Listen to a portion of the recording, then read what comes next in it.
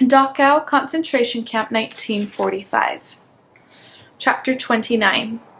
The day after I got to Dachau, the man next to me in my bunk got the camp fever. Camp fever was what everyone called the typhus that spread like fire throughout the ranks of prisoners.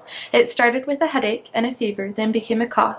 My bunkmate got a spotty rash on his chest, and soon he was so delirious he couldn't speak or understand a word I said to him.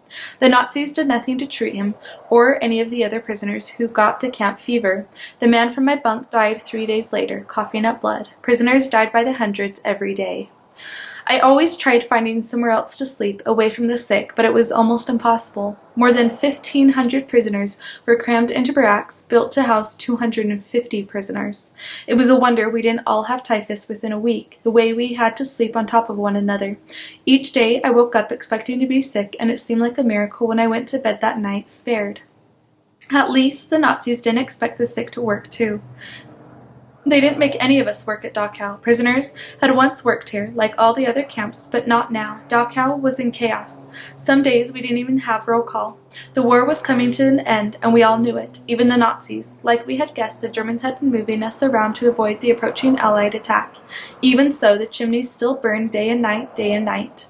One night, early in the spring, we woke in the barracks to the sound of explosions nearby. They were so close. They were deafening. A building in the compound exploded, shaking our barack, and I covered my head with my hands, just like all the prisoners around me. There was no place to go, no place to hide. The war had come to Dachau, and any moment a shell or a bomb might fall on our building and kill us all. So many times I had wished for a bomb to fall on me, to end my suffering, but now I prayed that no bomb would hit me. Not now, when I was so close to the end. If I could survive only a little longer, I thought, just a little longer. Planes roared overhead for hours. Bullets fired. Pop, pop, pop, pop, pop, pop, pop. From inside or outside the camp, I didn't know. The heavy poom, poom, poom of artillery shook our wooden beds, and the dust and dirt of 7 years rained down on us from the roof. I heard Nazis shouting to one another in German, more gunshots, more bombs exploding. But I kept my head down like the rest of the prisoners, whispering to death, pleading for it to pass me by yet again. Then, close to dawn, the shooting and explosions stopped. I felt a rush of relief at the silence. The bullets and bombs might have come again another day, but for now we were alive. Used to the sound of war coming and going, we went back to sleep. There might be a roll call in the morning, and we would need all the rest we could get. But come morning, something was different. For one thing, no capo had come around to wake us up. I awoke only because my body told me it was time. It was the time. As everyone stirred in their sleeping shelves, we looked around at one another, wondering where our jailers were. One of the prisoners crept to the door and peeked outside. There aren't any guards, he told us. I don't see any guards. What trick was this? I didn't believe it. Slowly we all climbed down from our shelves and looked out the windows and doors. The man was right. There wasn't a capo or an SS officer to be seen. Prisoners staggered out of each of the barracks, looking this way and that, waiting for the Nazis to jump out and start shooting us, but the camp was empty. The Nazis had fled in the night. I staggered into the yard. But there I stood. I didn't know what to do. None of us did. For so many years we had only done what we were told. That was the only way to survive. Now I was on my own. I could walk right up to the front gates of the camp and walk away. But where would I go? What would I do? My home was in Krakow, hundreds of kilometers away. And what was home anymore? I had no family to go back to, no apartment that still belonged to me. I had no possessions or belongings, and even if I tried to go back, who would help me get there? Who would give me real clothes? Who would feed me? Who would be a friend to me, a Jew, when no one had stood up for me to begin with? The grim reality set in. We were free, but we were still Jews in a land that hated us.